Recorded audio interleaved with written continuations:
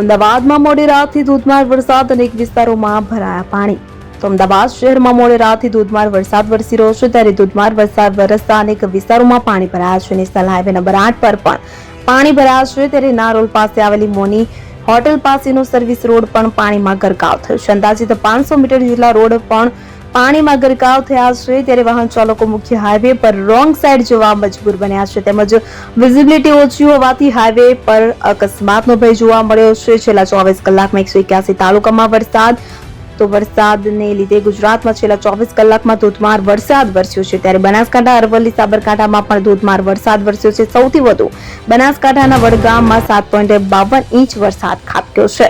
અરવલ્લીના મોડાસામાં 24 કલાકમાં 6.22 ઇંચ વરસાદ નોંધાયો, તો સાબરકાંઠાના તલોદમાં 5.31 ઇંચ અને પાટણના સિદ્ધપુરમાં 5.16 ઇંચ.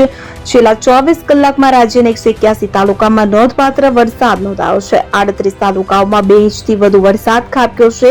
તો અરવલ્લી, મહીસાગર, સાબરકાંઠામાં આજે રેડ એલર્ટ આપવામાં આવ્યું છે.